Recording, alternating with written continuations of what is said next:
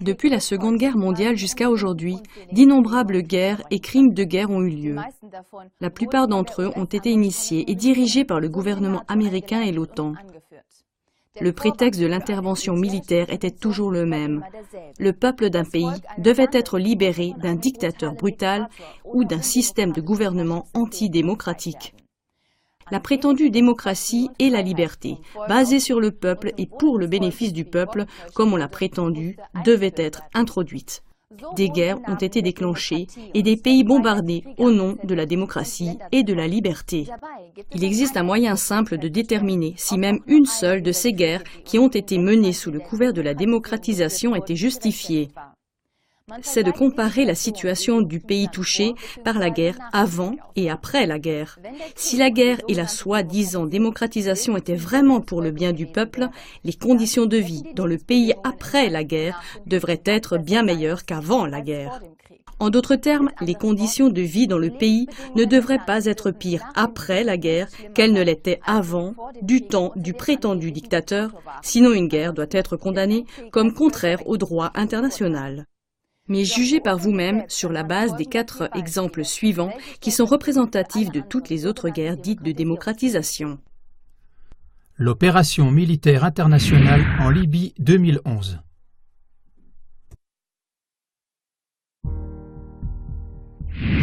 Avant, la Libye sous Kadhafi.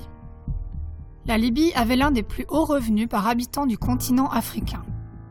Une partie des ventes de pétrole libyen était créditée directement sur les comptes des citoyens libyens. Et il n'y avait pratiquement pas d'impôts, même les entreprises n'étaient que très peu imposées. Avoir un domicile, une maison, était considéré comme un droit de l'homme. Tous les nouveaux mariés recevaient l'équivalent de 45 000 € de l'État libyen. L'électricité, les soins médicaux et l'éducation étaient gratuits. Avant Kadhafi, seuls 25% des Libyens savaient lire. Après lui, 83%. Dans les années 70, Kadhafi a permis aux femmes de s'émanciper. Aucune tenue spécifique n'était prescrite et toutes les femmes avaient accès, si elles le désiraient, à une éducation de grande qualité. Il y avait des femmes médecins, des avocates, des ministres, des femmes d'affaires et aussi de simples femmes au foyer, tout ce qu'elles choisissaient. Kadhafi planifiait la création d'une banque et l'introduction d'une monnaie basée sur l'or pour l'Afrique, par laquelle la Libye aurait conduit toute l'Afrique dans la liberté. La liberté par rapport aux élites financières et aux impérialistes qui contrôlent les pays pauvres et leurs biens. En outre, Kadhafi était sur le point d'achever le plus grand projet de canalisation d'eau potable du monde à travers le Sahara, le projet dit Great Man-Made River Project, pour un meilleur approvisionnement en eau pour la population et pour l'agriculture. La Libye était un pays indépendant et prospère. Kadhafi a également aidé à contrôler les flux de réfugiés en provenance des pays africains. Il utilisait des standards européens pour leur accueil afin de limiter l'afflux en Europe.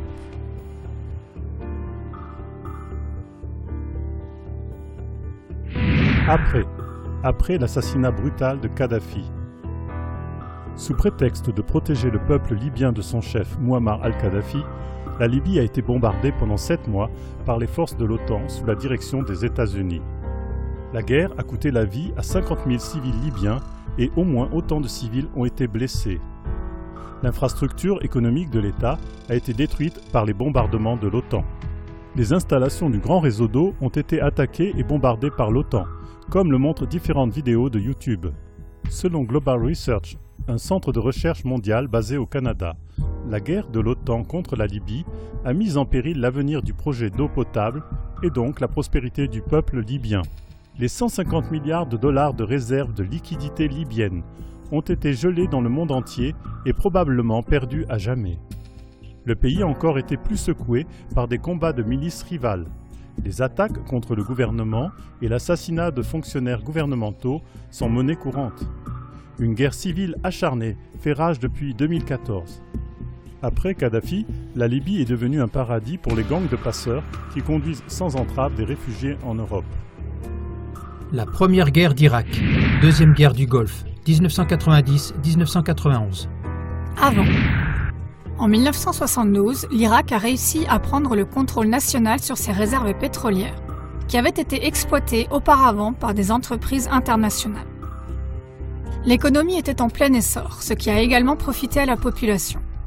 En 1979, l'Irak avait des réserves d'argent d'une valeur de 35 milliards de dollars et était sur le point de devenir un pays industrialisé.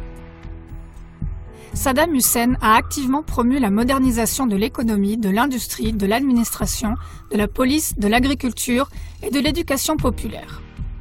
Avant 1990, le taux d'alphabétisation des filles dépassait 90%.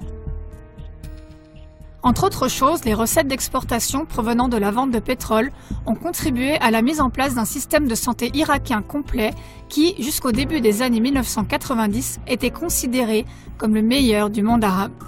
L'Irak était un pays en plein essor.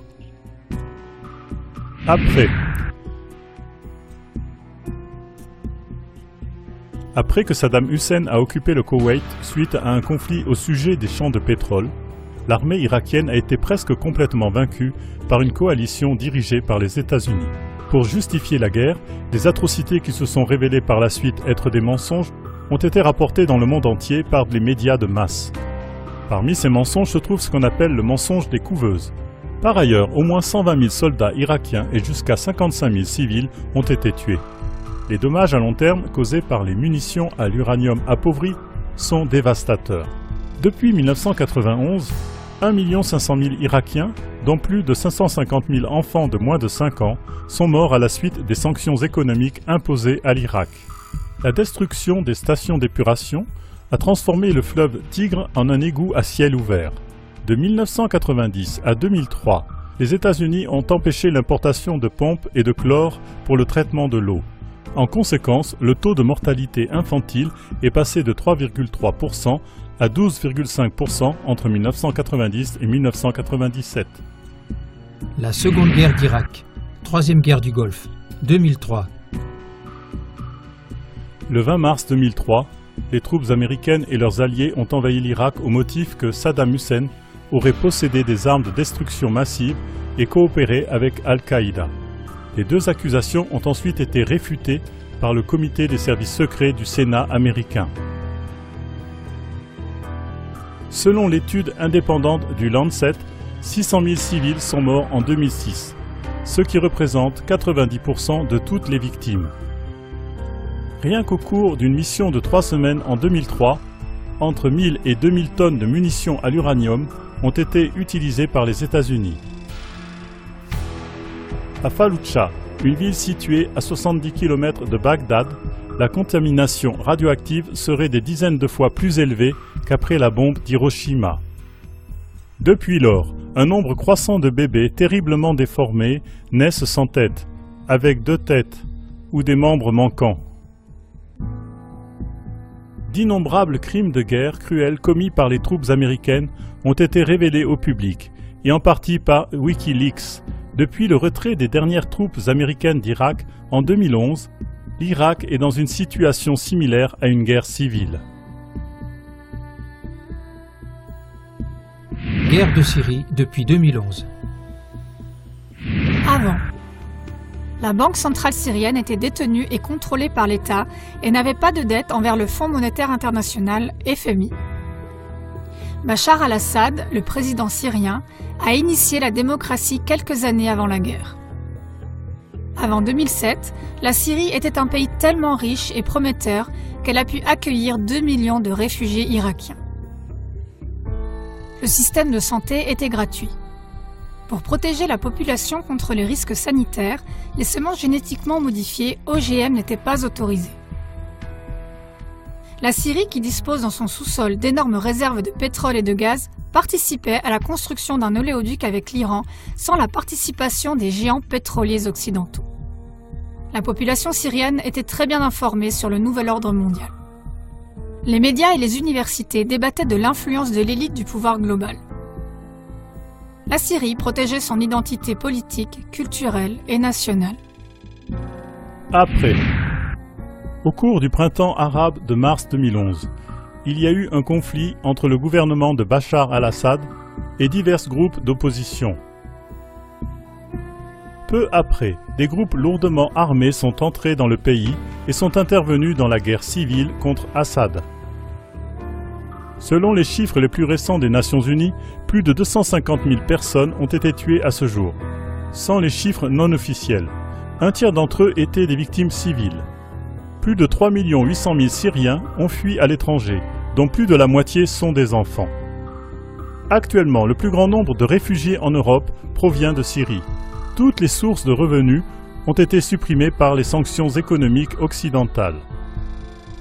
Les exportations de carburant, de pétrole et de technologie ont été interdites. Les marchandises importées comme le blé se font rares et il y a une pénurie de pain. La nourriture est 2 fois plus chère qu'avant la guerre.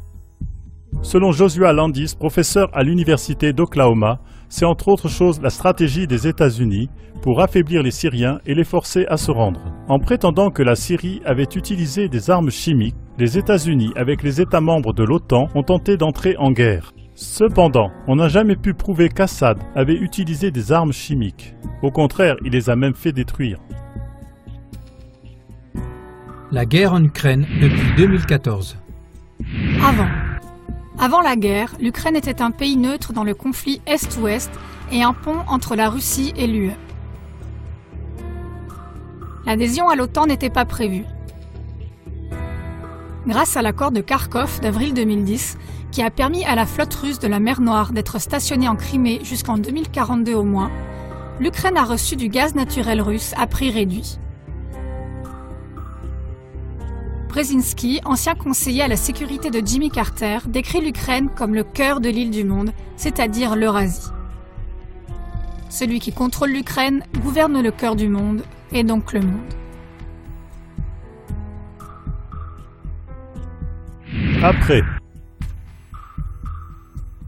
Après la destitution anticonstitutionnelle du président Viktor Yanukovych à Kiev le 22 février 2014, le nouveau gouvernement a envoyé des troupes contre les régions orientales de Donetsk et Lugansk qui n'avaient pas reconnu le changement de pouvoir et avaient proclamé des républiques populaires indépendantes. Victoria Nuland, secrétaire adjointe aux affaires étrangères des États-Unis, a involontairement témoigné lors d'une conversation téléphonique sur écoute que les États-Unis avaient investi 5 milliards de dollars pour amener au pouvoir en Ukraine un nouveau gouvernement dirigé par les États-Unis. Environ 6 000 personnes ont été tuées à ce jour, sans les chiffres non officiels. 15 000 ont été blessés et près de 3 millions de personnes ont fui leur domicile. Selon le Haut Commissariat des Nations Unies pour les réfugiés, plus de 150 000 personnes ont cherché protection en Russie. Des coups de feu sont tirés quotidiennement dans l'est de l'Ukraine. Des maisons sont bombardées et l'infrastructure technique est gravement touchée. Dans de nombreuses villes, il n'y a de l'eau et de l'électricité que pendant quelques heures, et même maintenant plus du tout dans certaines villes. En Ukraine, le niveau de vie s'est considérablement détérioré depuis la destitution de Yanukovych. Près de 80% de la population ukrainienne vit autour du seuil de pauvreté. Avant que Yanukovych soit destitué, la pension retraite minimum était d'environ 120 € par mois. Elle est maintenant de 40 €. Le salaire minimum qui tournait autour de 90 € par mois est maintenant de 50 €. Aujourd'hui, le salaire moyen est d'environ 120 € par mois. Pour la période de 2010 à 2013, l'inflation était de 3,5%. En 2015, elle était déjà de 40%. Au cours des 2 dernières années, l'inflation a été de 30% pour les transports et de 200% pour le carburant. Le prix des aliments a été multiplié. Les aliments de base, tels que pain, viande, lait, ont augmenté de 40%. L'électricité et le gaz de 110%. Une nouvelle augmentation des prix est prévue tous les 6 mois. Les sociétés étrangères élargissent leur influence sur le secteur agricole ukrainien, comme les sociétés de biotechnologie telles que Monsanto, Cargill et DuPont. Selon des députés ukrainiens, le gouvernement de Kiev est sous le contrôle total du gouvernement américain. Selon le projet de loi 2953 de mai 2015, l'Occident doit être autorisé à stationner des armes nucléaires en Ukraine. Les États-Unis sont prêts à risquer une guerre en Europe pour maintenir leur présence militaire et leur suprématie. D'après ces faits, avant, après, une conclusion s'impose. Les guerres peuvent difficilement être justifiées et certainement pas sous le prétexte de la démocratie et de la liberté. Toutes ces guerres et d'autres, comme les guerres en Yougoslavie, en Afghanistan depuis 2011, la guerre civile somalienne ou l'intervention militaire au Yémen en 2015, toutes ces guerres n'ont été possibles qu'au moyen de mensonges délibérément répandus pour diffamer le pays cible. D'autres prétendues démocratisations et changements de régime dans des pays comme l'ex-Yougoslavie, la Slovaquie, la Géorgie ou le printemps arabe, ainsi que dans tous les pays futurs, doivent également être envisagés sous cet angle. La question est maintenant de savoir si, au nom de la démocratie, une guerre ou une intervention militaire va à nouveau être justifiée par les politiciens et les médias, si le peuple écoutera cette argumentation ou s'il croira à nouveau à la propagande du mensonge et de la guerre. Aidez-nous à apprendre à tous comment comprendre à temps les mensonges et la propagande et comment dire d'une seule voix, au moyen d'informations générales, plus jamais la guerre, on n'y participera pas.